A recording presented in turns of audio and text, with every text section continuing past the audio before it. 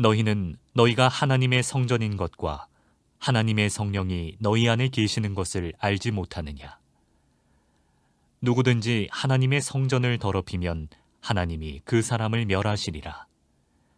하나님의 성전은 거룩하니 너희도 그러하니라. 아무도 자신을 속이지 말라. 너희 중에 누구든지 이 세상에서 지혜 있는 줄로 생각하거든 어리석은 자가 되라. 그리하여야 지혜로운 자가 되리라. 이 세상 지혜는 하나님께 어리석은 것이니 기록된 바 하나님은 지혜 있는 자들로 하여금 자기 꾀에 빠지게 하시느니라 하였고, 또 주께서 지혜 있는 자들의 생각을 헛것으로 아신다 하셨느니라. 그런즉 누구든지 사람을 자랑하지 말라. 만물이 다 너희 것임이라. 바울이나 아볼로나 게바나 세게나 생명이나 사망이나 지금 것이나 장래 것이나 다 너희의 것이요 너희는 그리스도의 것이요 그리스도는 하나님의 것이니라. 지난 9월에 뉴스를 보다가 마음이 너무 아팠습니다. 서울에 있는 한 오래된 교회, 성수동에 있는 한 39년 된 교회 예배당이 파티장으로 쓰인다는 뉴스가 신문에 올라와 있습니다. 물론 그 교회가 건물이 오래되고 또 성도들이 새 성전을 건축하기 위해서 그 교회를 팔고 다른 예배 처소에서 예배를 드리고 있었습니다마는, 그래도 하나님을 예배하던 그 예배 처소의 그 교회 건물이 세상 환락을 즐기는 파티장이 되어서 사람들이 찬송가가 아닌 세상 노래를 틀어놓고 찬양이 아닌 춤을 추며 파티를 벌이고 있다는 그 뉴스를 보고 얼마나 마음이 아프고 안타까웠는지 모릅니다.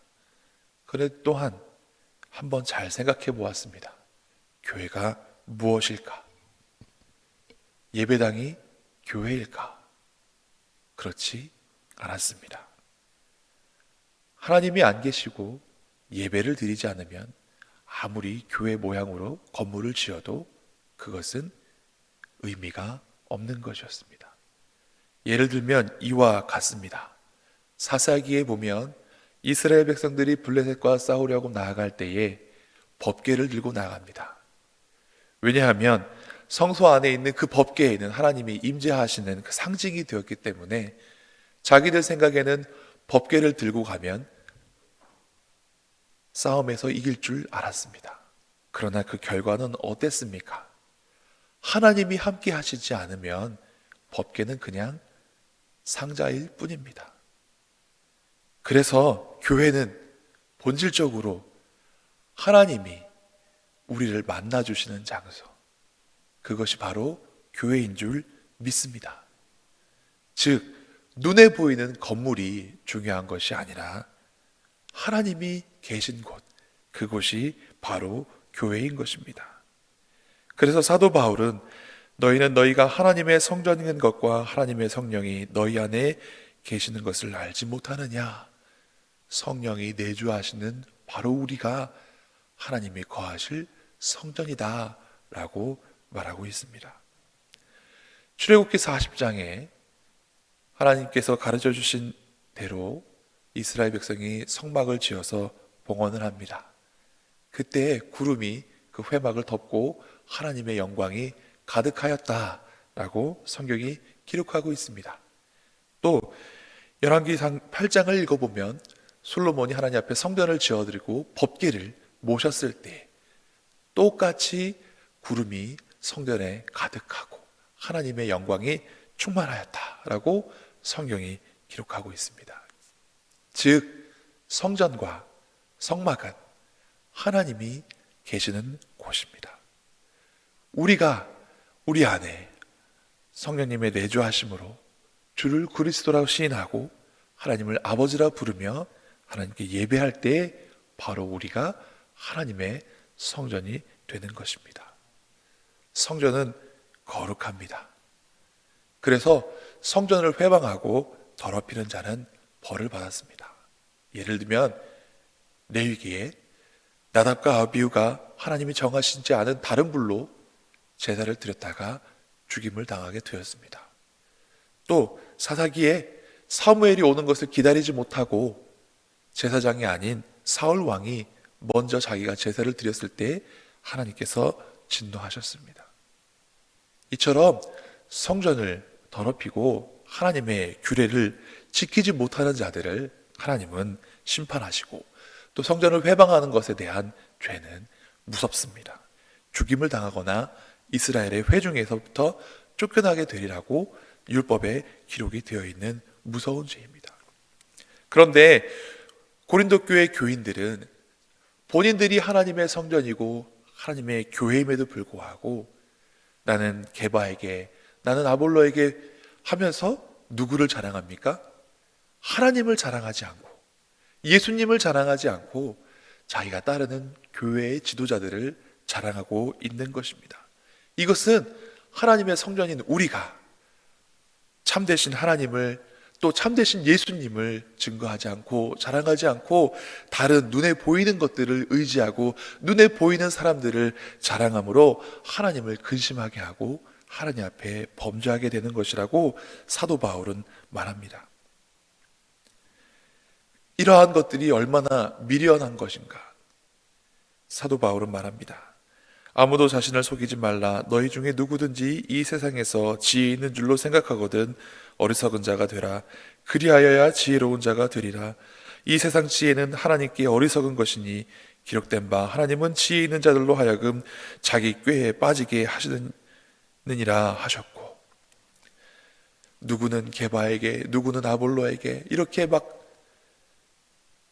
본질적인 것이 아닌 것에 매달리고 그런 것들을 자랑하는 고린도 교인들을 향하여서 너희가 하나님 앞에서 어리석은 자가 되었다. 너희가 자랑해야 될 것은 그들이 아니라 예수인 줄 알아라 라고 이렇게 돌려서 권면하고 깨닫게 하고 있는 것입니다. 여러분, 성령의 내주하심을 어떻게 알 수 있습니까? 방언을 하고 예언을 하고 귀신을 내쫓아야 성령이 내주하시는 것입니까? 그렇지 않습니다. 여러 가지 이적들이, 기적과 같은 일들이 다른 종교나 혹은 무당이나 다른 곳에서도 보일 수 있습니다. 정말로 중요한 것은 하나님의 영이 우리 안에 역사하셔서 하게 하시는 것은 죄인인 나를 하나님의 아들이신 예수 그리스도께서 대신 나의 죄를 담당하시고 십자가에 죽으심으로 말미암아 나의 구주가 되었다는 것을 시인하게 하시는 것입니다. 요한일서에도 그렇게 말씀이 기록이 되어 있습니다. 예수님께서 육체로 오신 것을 시인하는 영마다 하나님께 속한 것이고 그렇지 않은 것은 하나님께 속한 영이 아니다라고 말씀합니다. 성령님이 아니시고는 예수님을 하나님의 아들이라고, 나를 위하여서 십자가를 지시고 죽으신 구주시라고 고백할 수 없습니다. 성령님만 그렇게 역사하시고 우리를 인도하시는 것입니다. 그러므로 하나님의 성령이 너희 안에 거하시는 것을 알지 못하느냐, 사도 바울이 고린도 교회에 대해서 그렇게 선포하고 말씀하신 것은 게바를 자랑하지 말고 바울을 자랑하지 말고 아볼로를 자랑하지 말고 오직 성령 안에서 예수님만 자랑하라고 말씀하신 줄 믿으시기 바랍니다. 너희의 자랑하는 것이 무엇이냐? 세상 것을 자랑하지 말라라고 말씀하시는 것입니다. 오늘날 우리는 게바나 바울이나 아볼로를 자랑하지는 않습니다만 교회 안에서 나의 부유한 것이나 나의 지혜로운 것이나 다른 것들을 자랑하고 있지는 않은지 생각해 봐야 합니다. 사업이 잘 된 것 감사해야 될 것이고, 나에게 지혜가 충만한 것 하나님께서 주신 것이니 하나님께 영광을 돌려야 되는 것이고, 내게 건강 주신 것 내가 건강하다고 자랑할 것이 아니라 하나님께 감사해야 될 줄로 믿습니다. 그런 것들은 자랑의 조건이 아니라 하나님 앞에 감사의 조건인 줄 믿으시기 바랍니다.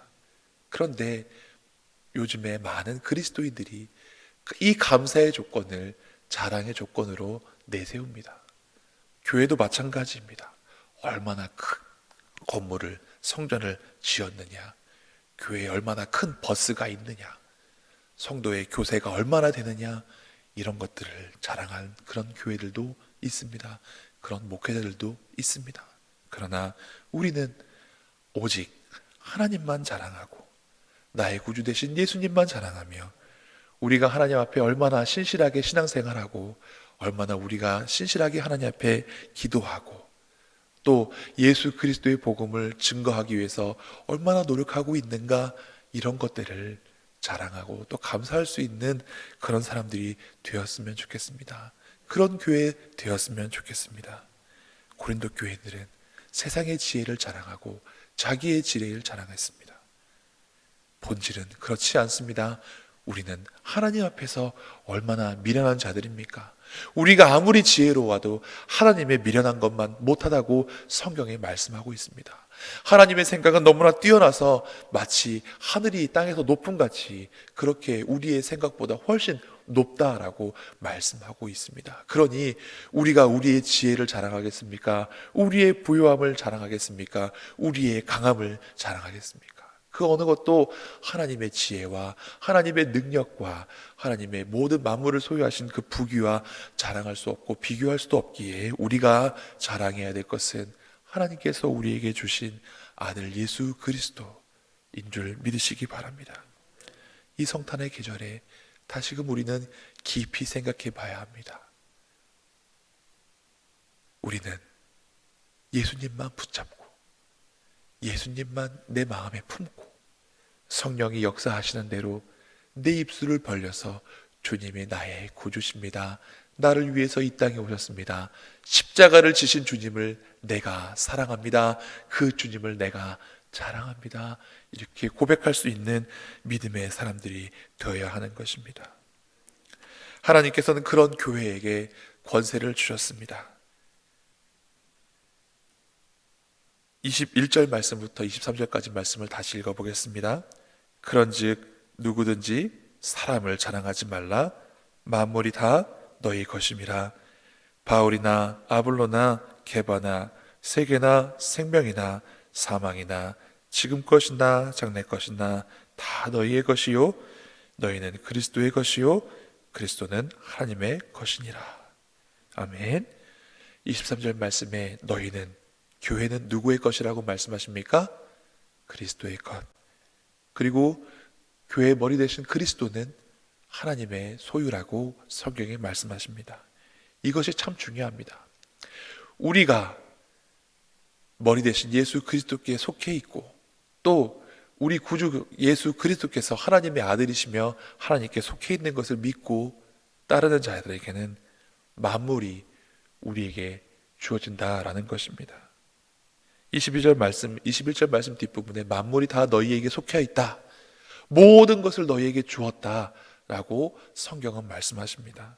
그래서 그 모든 것에 고린도 교인들이 자랑하던 게바나 아볼로나 바울이나 다 포함이 되어 있습니다. 그들이 교회 위에 있는 것이 아니라 그들조차도 교회에게 주신 선물이라고 하나님은 말씀하십니다. 또한 그런 교회의 지도자들 뿐만이 아니라 생명이나 사망이나 지금이나 장래의 모든 것들도 하나님께서 우리에게 주셨다라고 말씀하십니다. 단 조건이 있습니다. 그 조건이 무엇인가?